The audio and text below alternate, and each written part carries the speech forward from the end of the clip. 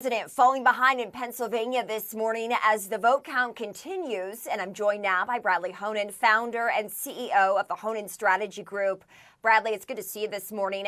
At this point, what are the chances that Joe Biden wins in the state of Pennsylvania and thus takes the presidency? Absolutely. It's looking very good for Joe Biden, Kristen, for the following reason. All the ballots that are being counted right now are going roughly 70% to him and only 30% to Donald Trump.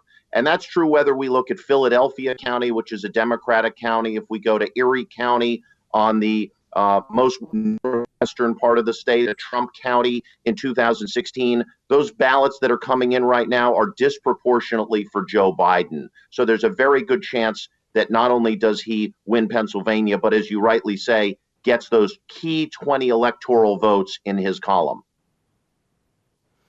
Is there a number at this point, Bradley, of votes that still need to be counted to officially call this race? Do we have a sense of how many ballots are still left outstanding?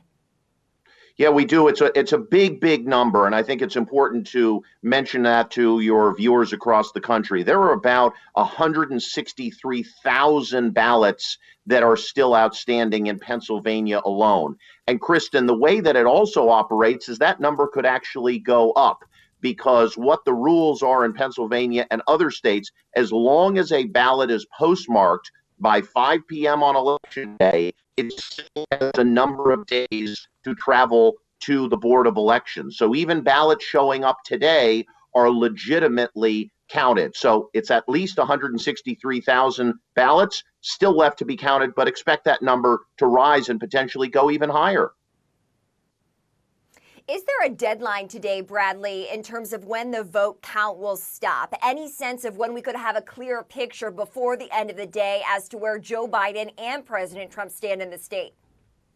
That's a good question. I think we've been getting conflicting information from the State Board of Elections and from the local Board of Elections right now. I don't think they were frankly set up to see this volume of ballots come in, to process this many paper ballots. It's an arduous process. They open the first envelope, then they open the second envelope. Then they need to verify that the signature on the second envelope matches up with their files, and then they need to process the ballots. So I don't think we have a good sense of how long it's going to take, but what's clear is that the ballots are moving towards Biden, and Trump's chances of remaining president are going down considerably every time another swath of ballots come in and is reported. Again, 7 and 10 are going to Biden. Trump is just not getting a lot of votes from the paper, and that's has a lot to do with the so-called mirage that we were seeing. A lot of the Biden voters voted by paper, and a lot of the Trump voters disproportionately voted on election day. So the paper are Biden ballots overwhelmingly. And I know, Bradley, you've been following this race very closely on a state-by-state basis. About 95% of the votes counted in Pennsylvania, more than 98% of the votes now counted in Georgia. Biden does hold a lead over President Trump in Georgia as well. Do you have a sense as to which one of these states might ultimately finish their reporting first? I don't. I think probably Georgia's doing a little bit better than Pennsylvania is at this point, Kristen. But I think my analysis, my read of this on the Cheddar whiteboard is it's Pennsylvania, Pennsylvania, Pennsylvania. Georgia, if it goes to Biden's column, gets him up to 269, one short of where he needs to be. Pennsylvania delivers a decisive blow to the Trump presidency and gets Biden to 273. So Nevada's important, Arizona's important, North Carolina, where Trump is leading. But if Biden gets his 20 electoral votes out of Pennsylvania, takes that blue wall state back out of the Trump coalition, Trump won it very narrowly by 40-something votes, 40-something thousand votes in 16. It's pretty much game over for Donald Trump if Pennsylvania does ultimately go into the Biden column.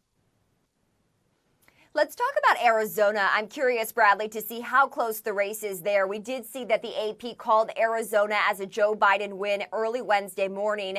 And in our counts, Joe Biden with us just need one of these states remaining, Georgia, Pennsylvania, Nevada, or North Carolina, to actually clinch this with an Arizona win. But I know the narrow margin has been getting even narrower in that state. So explain what's going on in Arizona. Well, Arizona is a traditionally Republican state, as you know, Kristen. It has not voted Democratic since Bill Clinton ran in 1996. But what we've seen in the center of the state, what's called Maricopa County, Phoenix and the immediate collar communities, suburban communities outside of Phoenix, is that it's trended Democratic. And that's been happening for the past 4 to 8 years, but that trend has accelerated in the last 2 or 3 years. Kristen Sinema was elected to the United States Senate in large part 2 years ago because of the vote of suburban women and the growing Latino population in Maricopa County. This was a state that Trump narrowly won 4 years ago and appears to be continuing the trend towards the Democrats. What Donald Trump needs to do is increasingly looking like pull an inside straight. Trump's right now only about at 214 electoral votes, Kristen. He needs to win North Carolina, where he's narrowly ahead. That's 15 electoral votes. He needs to win Pennsylvania, and as we talked about, that state is seeming to slip away from him. He also needs to win in Georgia, where he is now trailing. But still, Kristen, that's not enough. He's going to need a state like Arizona. He's going to need a state like Nevada in order to win. So the Trump team is looking at 4 or 5 states that are central to his reelection, and he's behind in about 4 of them already. Trump has escaped a lot over his lifetime: impeachment, 28 allegations of sexual assault, nearly 4,000 lawsuits against him. But I fear for Trump supporters that the cat may be running out of lives. And Bradley, I know you've had that analysis throughout this week, which has been so spot on for our viewers. Joe Biden does lead in Arizona with about 90% of the votes counted there by about 47,000 votes.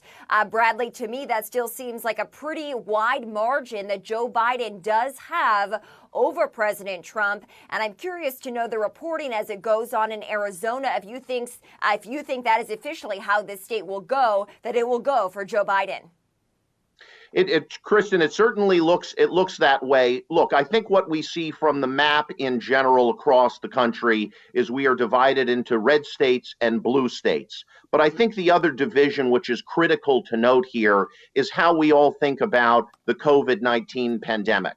For Democrats who are more concerned about the pandemic, they are much more likely to vote by absentee ballot and cast their votes by mail. Republicans, on the other hand, are much less concerned about the COVID epidemic and are much more likely to have voted by ballot in person on Election Day. So as we are counting ballots, and at the end of the day, politics on Election Day is all about simple math and arithmetic, what we're seeing is a disproportionate number of ballots remaining that were cast through mail, which are overwhelmingly Democratic. And that's true in Maricopa County. It's true in Buck County and Chester County and Erie County in Pennsylvania. So the Trump team is waking up today and realizing they have a very, very steep hill to climb, as states like Arizona are, as you rightly note, looking at a gap which is not insignificant and very, very difficult for the Trump team to make up at this point,